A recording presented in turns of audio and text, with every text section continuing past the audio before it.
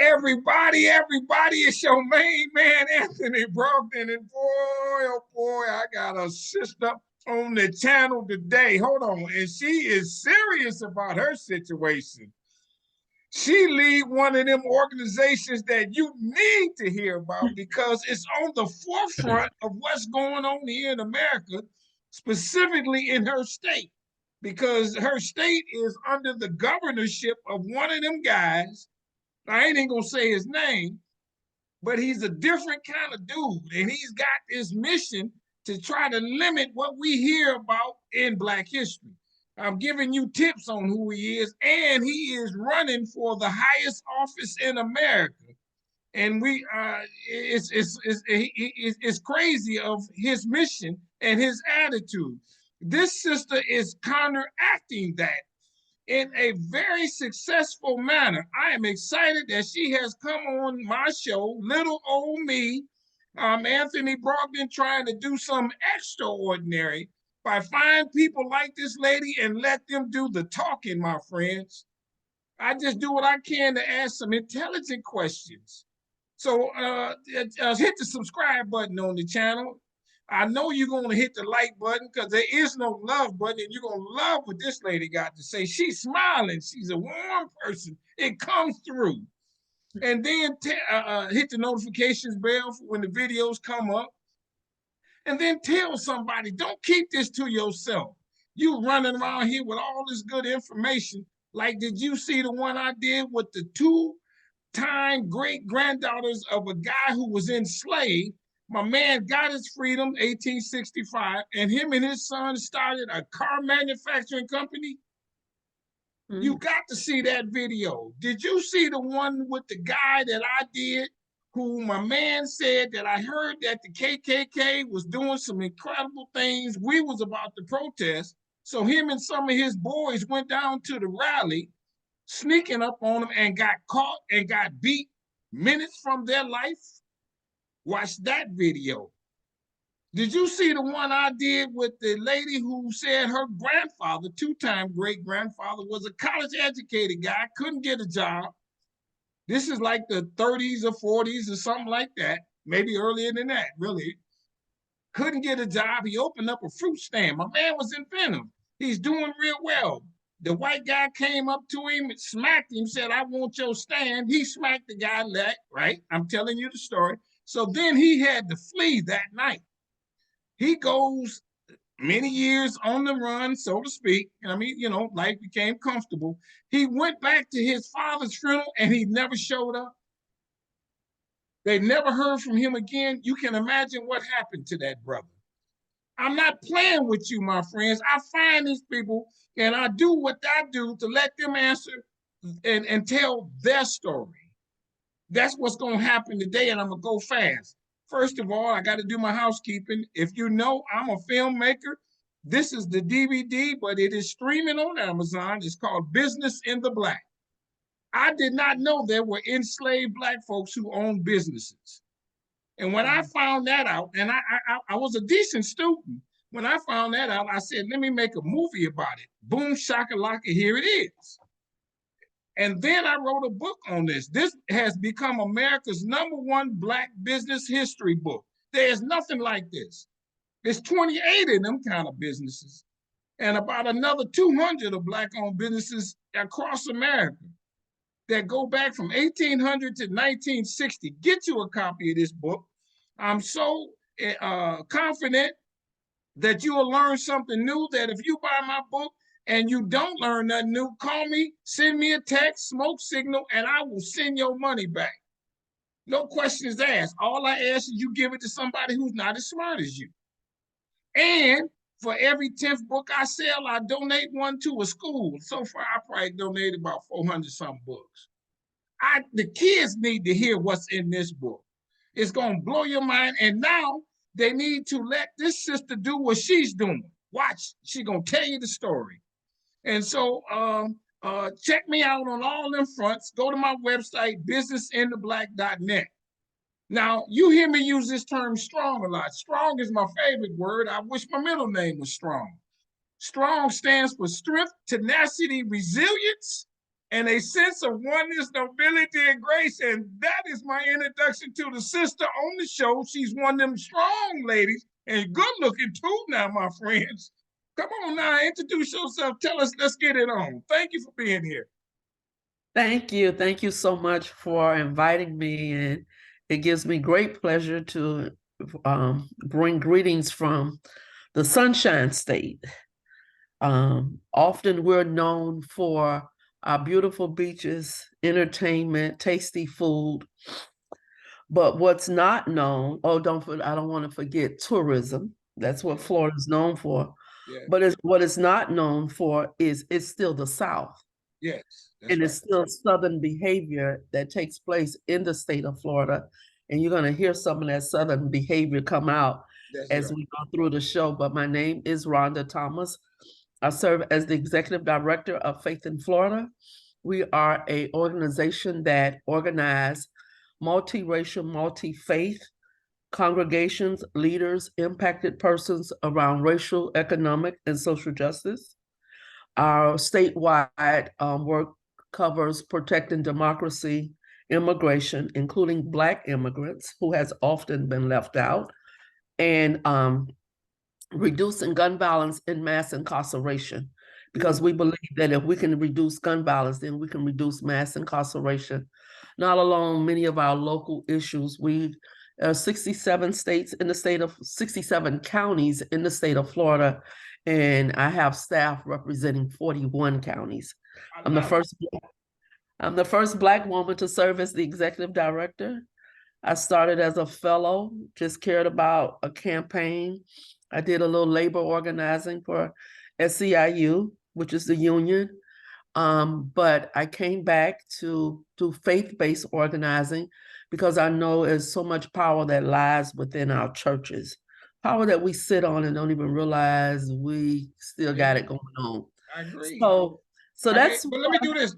I don't mean no disrespect, but I got to ask a couple questions about yourself. Let the audience get to know you. Now, where were you born and raised? Miami, Florida, Miami-Dade County. That's home. Were you in a Black neighborhood, an immigrant neighborhood? What was the dynamic there? Well, when my family moved in the neighborhood that I actually grew up in, we were the second Black family in the neighborhood. My class was the first class to eat in the cafeteria in my elementary school. And you know what hasn't changed? Back then when Black people moved in the neighborhood of white people, the white people moved away. Yeah, sure. So that neighborhood then became known as Liberty City. Oh, I've heard of it, yes. And Liberty City is also known where in 1980, when an unarmed Black man was murdered by Miami-Dade County Police, we had the largest riot that probably had existed in the state of Florida. That's right. I remember that. Yeah. Yeah, so we kind of burnt down our own city because we were angry. Yeah, a couple more. I got to get into you right quick. Now, growing up there, did you play with Black kids, white kids? What was your dynamic? I played with all Black kids because the white neighborhood was then the Black neighborhood, which then became the hood. And so I went to all Black high school, so it was Black kids. I mean, the first year that once we moved in the neighborhood, my little friend next door, I played with her. Then I realized she couldn't come outside and play anymore. And I remember asking my dad why she couldn't come out and play with me anymore. And at that point, he had to explain to me she couldn't play with me anymore because I was Black. Oh. Yeah. How did that make you feel?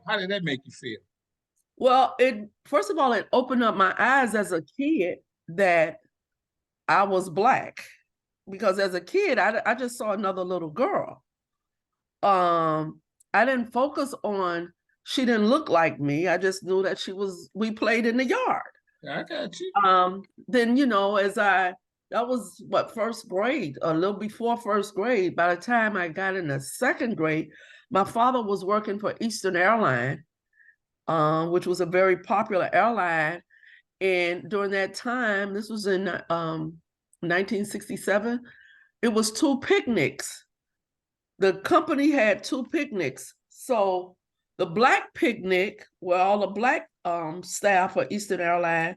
Those families went to Virginia Key Beach, which was the only Black beach in Miami, the only beach that Black people can go to in Miami. Oh my God. Yeah. And so also during that time, Black people were not allowed on South Beach. We had to show ID. And so my mother-in-law still has her ID that she had to show to get to South Beach just to clean the homes of white people. And before dark, Black people needed to be back across the bridge because we were not allowed on Miami Beach. Oh, is that right? Okay, let me go back a little bit further. Where is the slavery at in your family? I mean, is it y'all? How did y'all get to Florida? Did y'all? Yeah, Well, what's that story? Yeah. My grandmother, who was born in 1905 and died in 1995, that was my great grandmother, shared with me that her mother was a slave, and the slave owner was last name was Williams, and that was in Georgia. So both sides of my family, my mom and my dad, come from the state of Georgia, but slavery was live and well in Buena Vista, Georgia, which was a small town and still small. The largest cities in around Buena Vista, it will be Columbus and Americus, Georgia. But my great grandmother explained that to me. She shared from a little girl telling me that her mom was a slave. So I knew that was the part of my family that where slavery existed. But what I didn't appreciate it, and like I do now. When I think about all the stories that she shared, and she died in 1995, I should have taken advantage of that wealth of information and knowledge about my own people. But I would not have thought that time would repeat itself in a more modern way. Yeah, I got you. Think about it now, we're just living a modern day way of slavery. I got you. Just because now they are, I don't have to show ID to go on the beach, but they still don't really want me on the beach. Yeah, I got you. Let me ask you this. So I'm taking liberties. You was a smart kid. You got all A's and stuff like that, I guess. What made you? Who told you to do that? How did you come out of that environment? The Liberty City, what have you? I suspect there was some stuff going on around you. How did you come out of that to do something? I guess, okay, when I come, graduating from a all Black school, knowing that racism still exists, because even when I think about University of Miami, the U wasn't always the U that accepted Black people. The year I graduated from school, high school in 1977, Black people right during that time couldn't even walk on the same sidewalk University of Miami sat on. And so just understanding that racism was real. And I grew, the whole fact of, I grew up as this little girl because I could remember getting ready for my friend's birthday party in 1968, and the party was canceled because Dr. King was murdered. Whoa. And I couldn't understand as a little girl why was the party canceled, and the impact that it left. And so watching television, and during that time, Black people didn't have colored television, it was a black and white TV.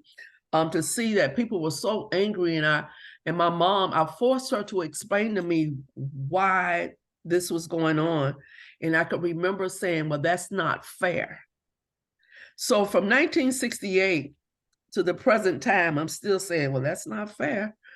And and it has taken, it just led me now into this world of organizing, in a way of how do we bring what one would call fair into the state of Florida. You've given your life to this. I'm taking liberties again. Are you an activist, or what? What would you call yourself? I am, besides a preacher, I am an organizer. I'm not an activist. I'm not a lobbyist. I'm an organizer from the heart. Even though I serve as the executive director, I'm still an organizer. And I organize around social, racial, and economic justice. protecting and making sure that, you know, Black people, I see it as we're free, but we're not yet liberated.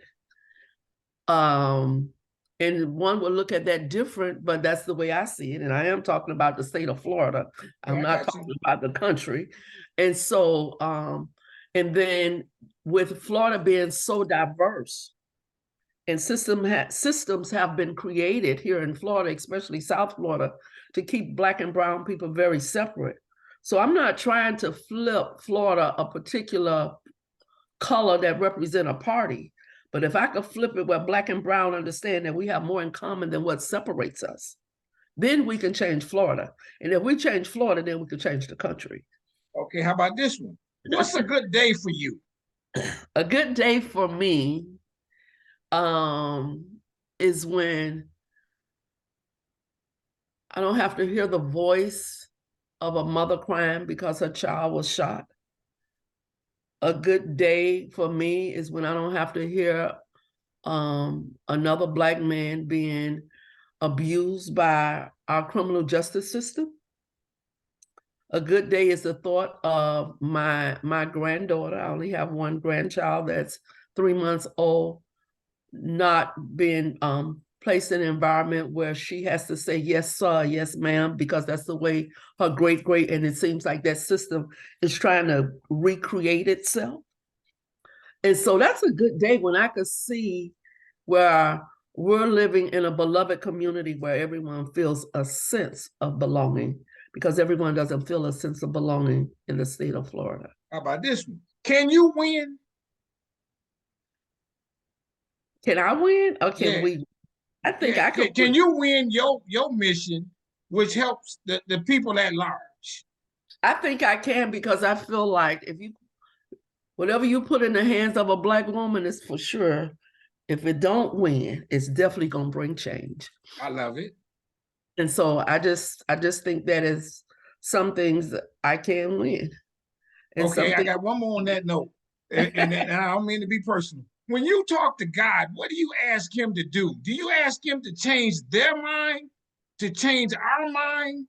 Who needs to change? You know what I'm asking you? I understand perfectly. I really ask God to change both of our minds. We have those that are oppress us, who needs a change, not just a change of mind, but a change of heart.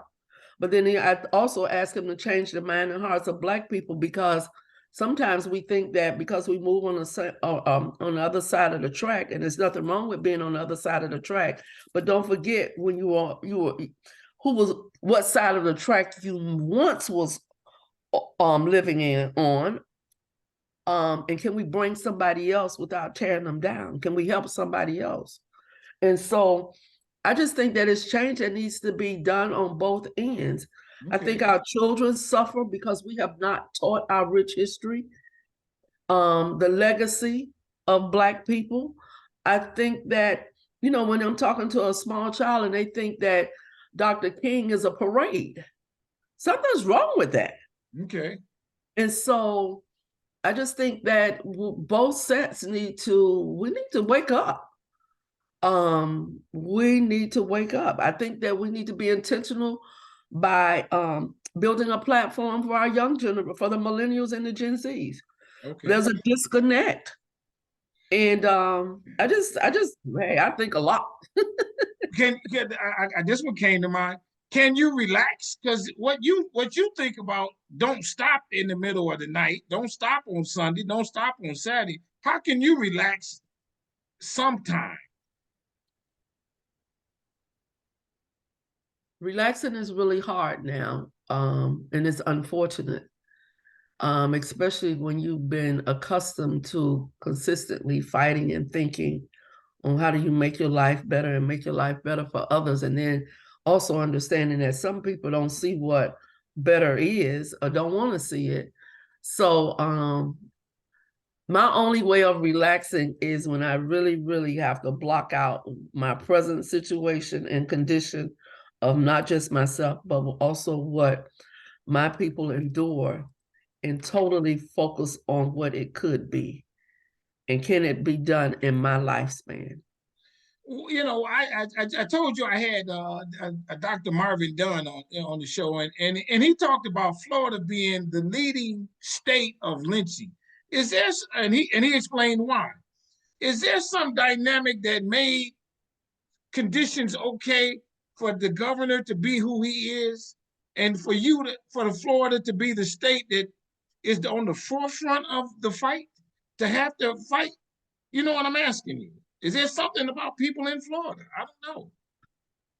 I see Florida is constantly, there's a huge change.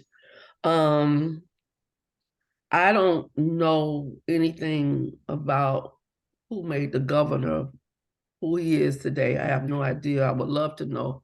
I would love to sit down and have a one-on-one with him and go back and say, ask, did something go wrong in your childhood? Did I don't know. I would really put on my clergy hat of counseling and see, were you bullied by a black person Yeah, and you exactly. never got over it, Right. and you made up in your mind? I don't know. I really don't know. I have to pray for him. I don't have a choice. I have to, but at the same time, I've seen Florida change in so many ways. And with me, living in Miami, born and raised, I've seen the good, the bad, and the ugly, but I haven't given up hope. Yeah. Well, for him to be who he is and have followers like that, what does that say about them? What do they really want to happen? Is there? I mean, okay, so y'all did what you did. What do you want from us? You want us to just be cool, sit over in the corner? What? I wonder. I always wondered that. I don't know. I do believe all of these theories has great influence on a group of people. The replacement conspiracy theory. I don't have in my head that we will ever be able to replace a group of people, but I do think that we deserve a piece of the pie. Some would say we deserve the whole pie, but I could start with a piece, considering that we built this country free on our backs. We deserve a piece. We will never be able to replace, and I don't think we desire to replace, but we desire to be respected. We desire to be treated equal. We deserve that.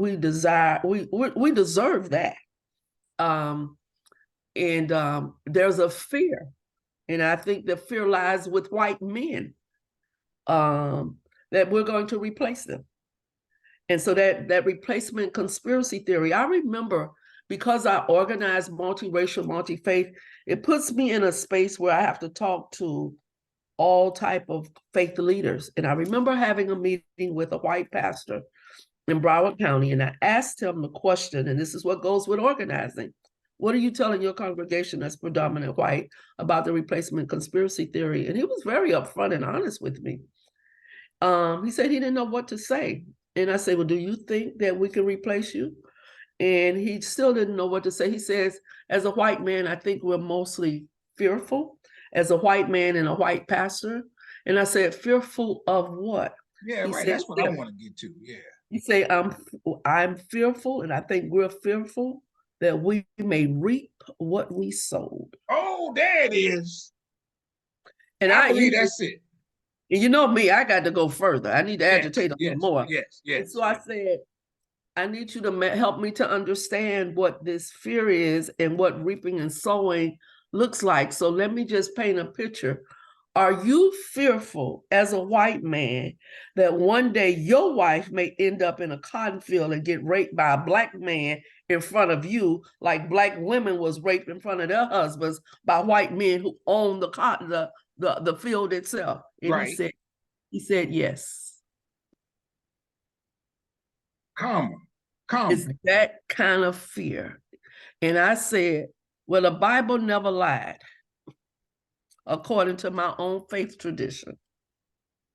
So if the Bible said you will reap what you sow, that also means if we sow good things, we will reap good things too. But if you continue to sow bad things, even if it don't hit you, you're not afraid it'll hit your children or your grandchildren. Yeah. And Okay. so we were able to have a real honest dialogue.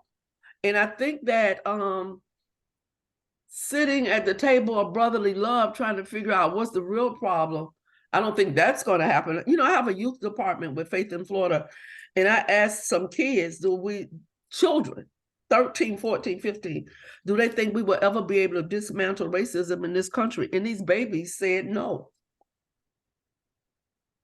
These are babies, with the way I look at them. They can't imagine racism not existing in this country. I can't either. Me either. You know, I had to give all of them a high five. Well, see, because to me, look at it. I look at it like this. I look at it like, okay, you in a classroom. When you're in a classroom with all black kids, and you were a lighter complected kid, not as I am, and I got this. I was racist against for being lighter complected. They found something to say about me different than otherwise. White people ain't gonna never find something other than to say about us. Right. I don't think that's ever gonna go away. Mm-hmm. Well, I went even further. Y'all ain't trying to understand why I'm so light. Yeah, no doubt about that. I know where that it may go back to that same cotton field. That's right. That's right. That's what happened. I know. I heard that story in my family.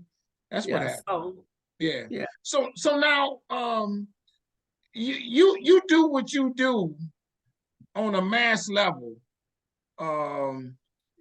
You have some successes though.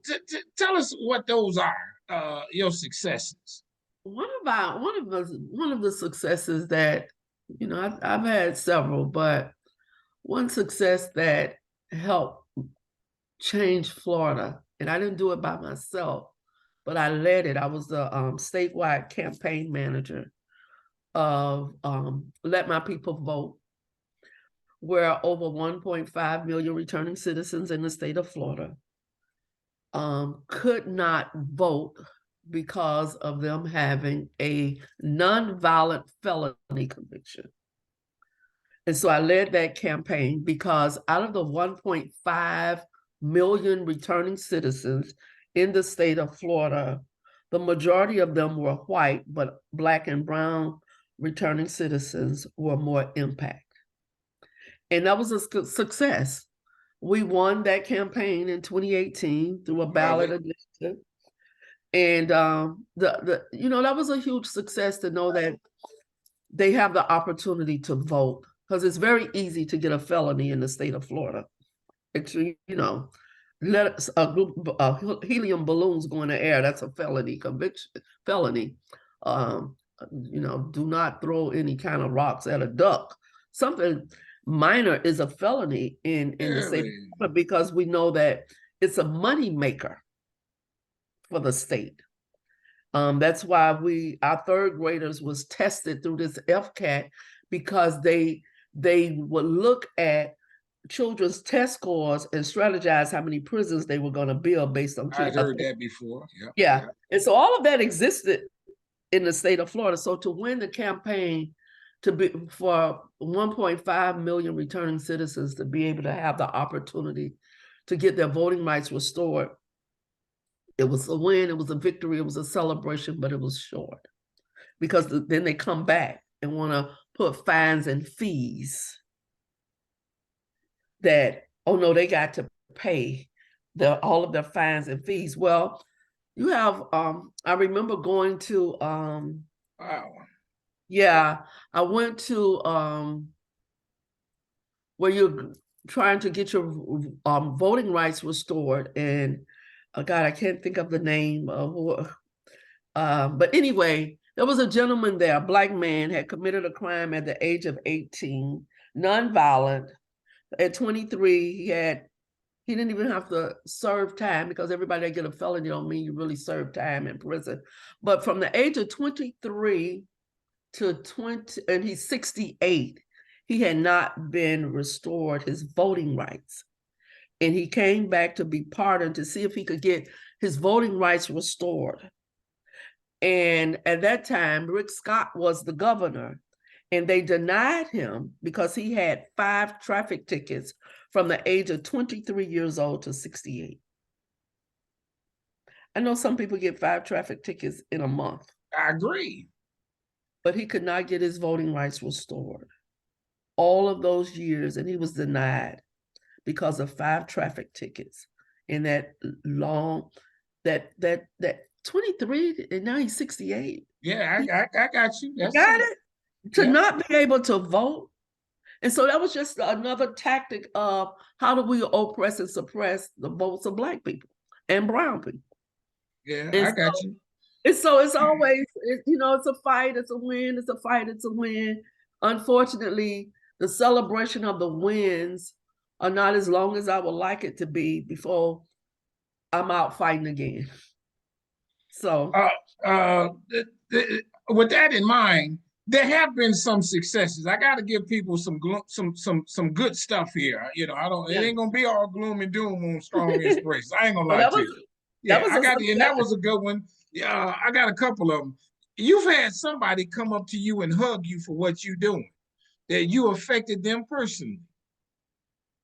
That's a question. Yes, I have.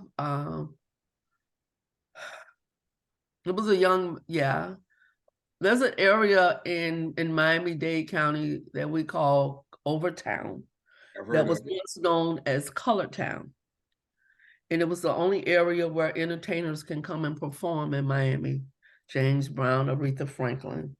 And naturally, that was historic. It's the historic Overtown. And naturally, they gentrified it. It's still gentrifying it. But I was, in the midst of the gentrification, I was an organizer, and I was getting ready to have a town hall meeting because they was getting ready to bring some disruption in that community. And it was these 3 young Black men that was just hanging out. I go up to them and I invite them to my town hall meeting because I knew their lives were going to be impacted. And I said, I know they're going to gentrify this area, but I'm fighting that if they're going to move you all out of the community, they could at least employ you because they're going to rebuild it to look much different than what it is. And one of the young men asked me, why do I care so much? And I said, I have a son. I have a son. He's a young Black man, and there's nothing I wouldn't do for him. So that's the way I see you. And what he did was, I didn't see him for a couple of weeks. And he would just hang out. And so I asked him, I finally saw him a few weeks later. He says, well, I've been keeping myself inside my home because you said you're fighting for me.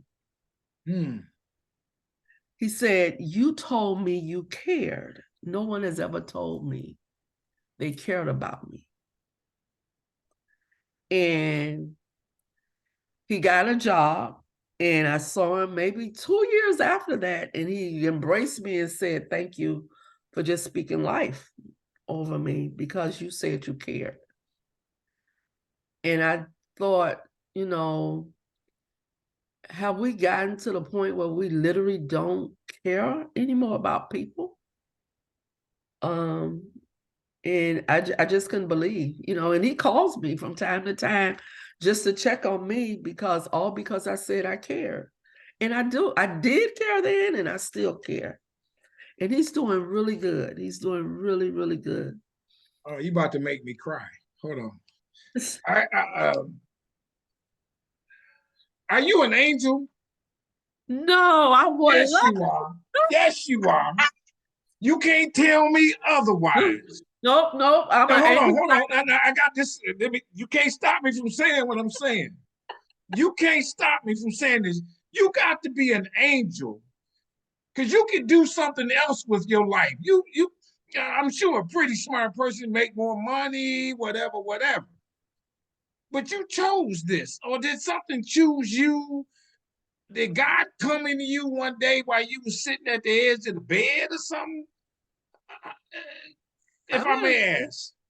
I think it went back to 1968 when I couldn't understand why I couldn't go to the birthday party because Dr. King had passed. And then when my mom, and I say that's not fair, that never left me.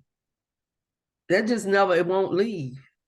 And so I do believe that You know, my husband and I are the founders of our church. We've been in ministry over 33 years.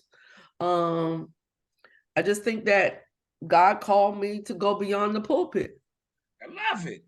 To touch the lives of people, especially Black people. And I just have a passion and a heart for Black men in a way that even with in church, I tell them sisters, listen, I know he got on your nerve, but we're not going to participate in adding to the trauma or the drama to what Black men have always had to deal with. Because I just think that Black men is such a threat, and that people in this country have done everything in the world to tear Black men down. God called you all to walk in a space in authority in ways that will intimidate most. And so I don't want to add to that. I just don't. I have a son. Let me go this route. Is there a scripture that you recite to people or that you follow? There's a scripture that I live by because I know me. And that's in Psalms 51, Lord created me a clean heart. Renew a right spirit, then will I be able to teach transgressors that way. Because often I walk in the shoes of an angry Black woman, and I feel like I have the right to walk in them. Because we as Black women, we're the heart of our churches, we're the heart of our community, we're the heart of our families. We have to deal with a lot, and we don't complain. Not some of us complain, but and so you could give us little, and we could make a whole lot out of it. That's right. And then we're undermined. You go in a room with a white man, and I'm gonna use me for an example. I go in a room with white men, and then they're intimidated, but yet they're drooling because their biggest desire is to be with a Black woman. Yeah. Then I go in a room with Black men, and then if I speak in a certain tone, then they feel in some kind of way. Yeah. And you got white women that just don't like us. Yeah. Because they know their white man is drooling. Yeah. And then my own sisters, that's a whole lot of estrogen in a room, depending on what day it is. So,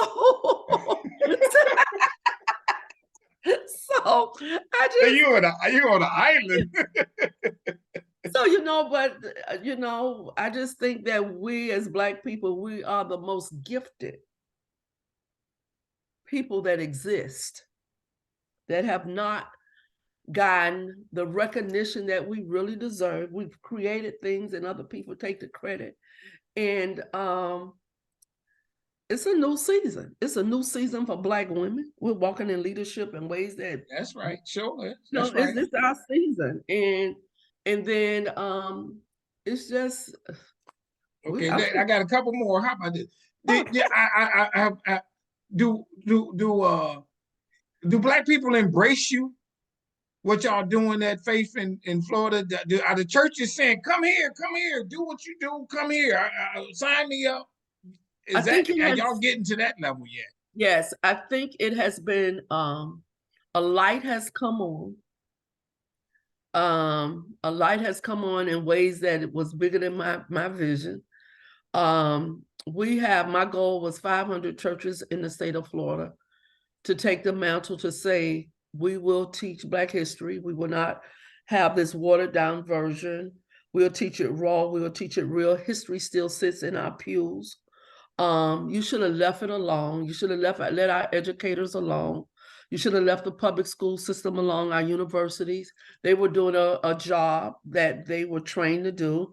But Black churches, when you go back to the civil rights movement, we were the heart of the community. People depended on getting information from the Black church. They went there for their strength. Candidates, elected officials knew they had to come to the Black church. We became a threat. That's why they set us on fire and burnt us and did all these crazy things. And I had to ask Black faith leaders, when have we last been a threat? We cannot be suckered in and be bought under the table and sell our own people out. We got to take a stand for what's right. And they're talking about erasing us or watering it down, or when did we ever benefit from being a slave? Right. And so I think it's been more of a We owe it to our children to teach our rich history. And can't nobody teach it like us. Now, I do have some white churches that have registered, and I'm so grateful to them. And they own up their part that we can't teach it like a Black church, but we can teach Black history in a way of accountability. Do you tell them what, not tell them, but do you give them a guidebook of what history or what to actually say, or, so that they don't do something wrong in that?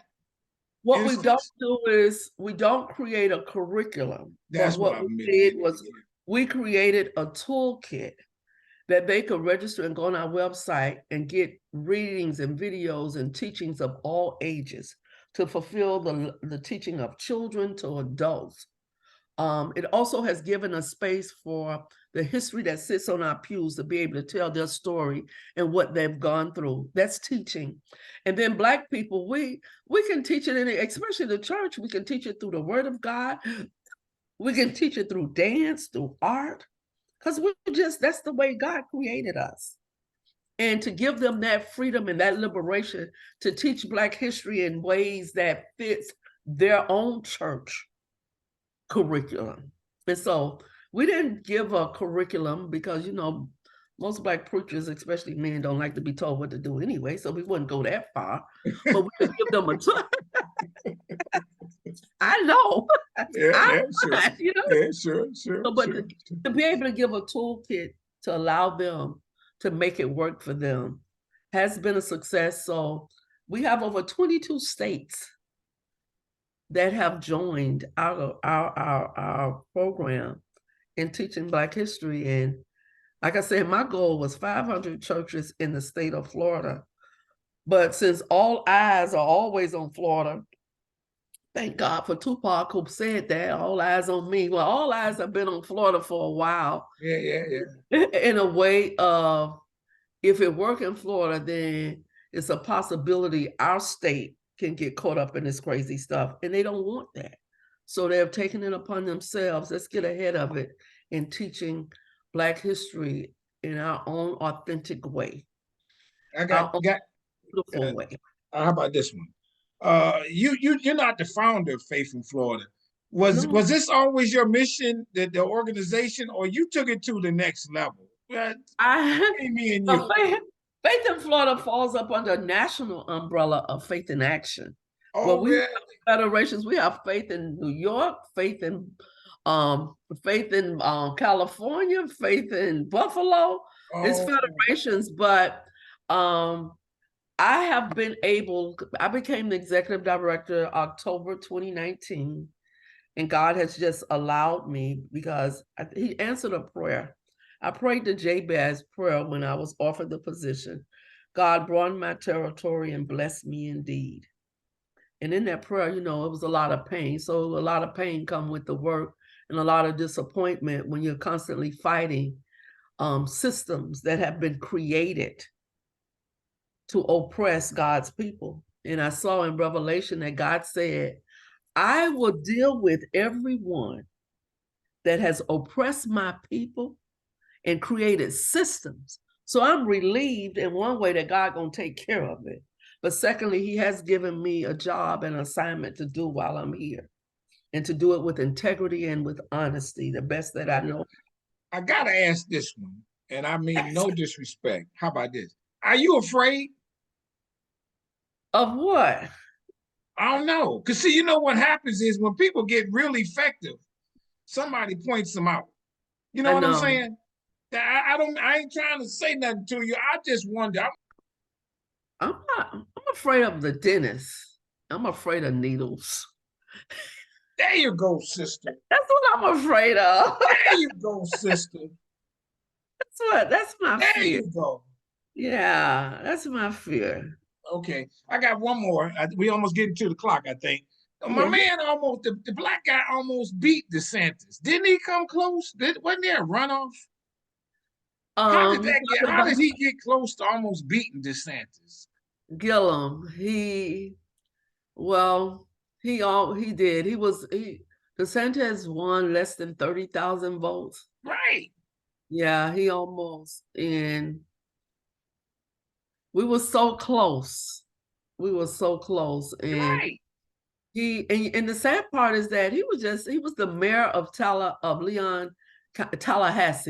Right.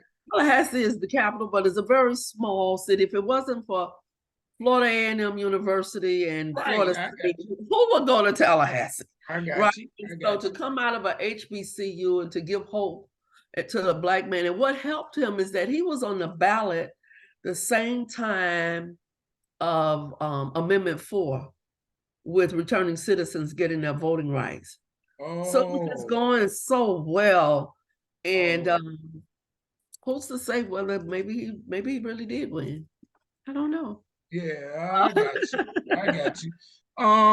To tell us about the organization, how does people across the country support it? I mean, I know it's always a donation thing. Tell us about that, the website, whatever.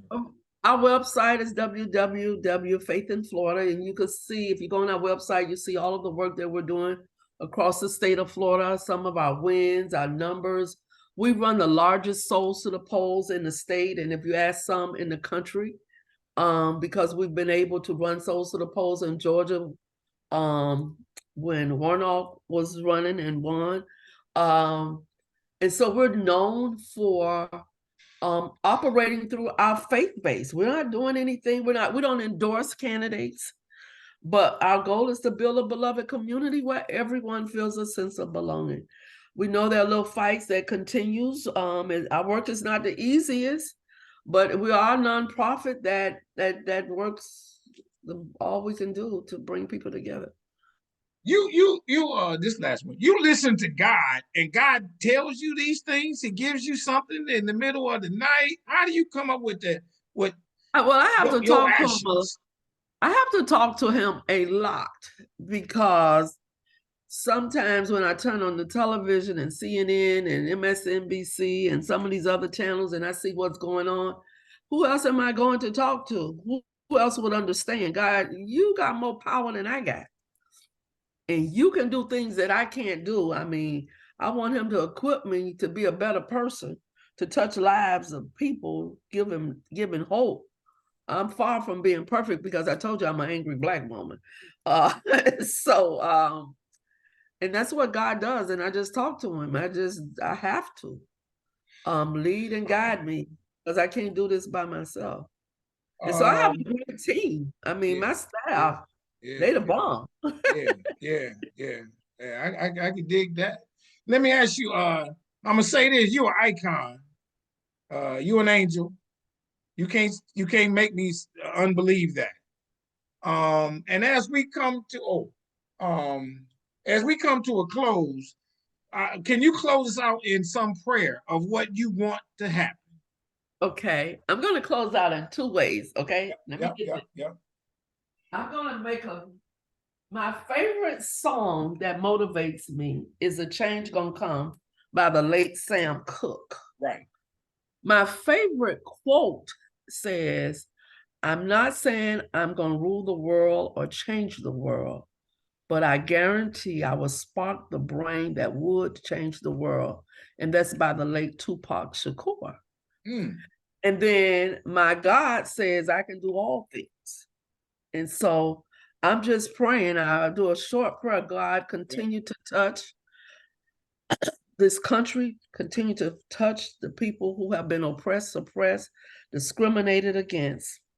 Continue to touch this man who has brought this show to a listening audience, praying that his numbers will grow with people listening to what he has to bring during this season.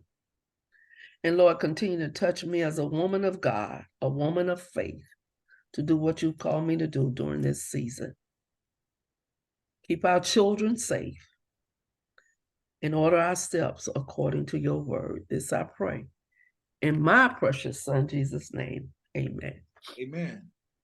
Everybody, if you don't hit the like button, because there is no love button on this. There is no love button on this. Just hit the like button. Go to her website. I'm sure there's a donation button on there, because it always helps to have more money to do the things. And you see that the money is effectively used. Effectively used. follow them. Y'all got a dinner or something like that y'all do once a year, a gala or something that people come to?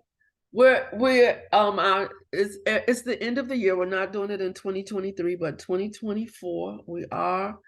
And I'm gonna invite you. Yeah, I'm coming to that. Shoot, man. And y'all do it in the wintertime too? We do, yes. It's You the know I'm winter. coming. I'm coming down there because I like some it's winter for you all, yeah, but exactly. it's hot. I know Yeah, how and we do it in Orlando. And so yeah. I'm going to invite you. Yeah, please. Thank you for Okay. that. Everybody check this out. To you, my sister, and I mean this from the bottom of my heart, all the way around, I want you to stay strong, stay safe, stay on your grind, because you are the chosen one of many. You somehow this has happened to you, and you didn't run from it. Somehow they saw it in you, and you moved on it. Somehow you do those activist activities, and I call it activists. I call it helping people, and you do it. And there are people who don't appreciate you. And you've met them. But you do it anyway for some reason. And you know the reason. And we know the reason. And when they think about it in the middle of the night, like that young man did, you got a bunch of them that they have not said anything to you. And there's no question about it. Keep doing this. You're on the forefront of the fight. We appreciate you. If I ain't saying it, but for nobody but myself, I want you to know that. The love came through from this. Somehow you was young and they said something to you. The Dr. King thing happened. God spoke to you and you went with it. Beautiful thing. Beautiful organization is and it's more coming your way. Y'all on the forefront of this. Thank you. And what happens is, and I think this is one of the things, when they tell us we can't, we do. That's right. We're resilient. We can't do that. We're going to figure out a way around it. That's right. And that's what you've done. And other people have joined your train. So thank you. I appreciate you coming on Strong Inspirations. Everybody, like I said, do it, follow her, go to my website, get a book. My book going to be banned in Florida. Because even though I talk about rich Black people, I tell you what they did to us otherwise too. It's got to be complete. So check it out, please. I will. And stay safe, stay strong, stay on your health. Thank you. Thank you so much for inviting me. We love you. I love you too. Bye-bye. All right, Detroit. You made me cry.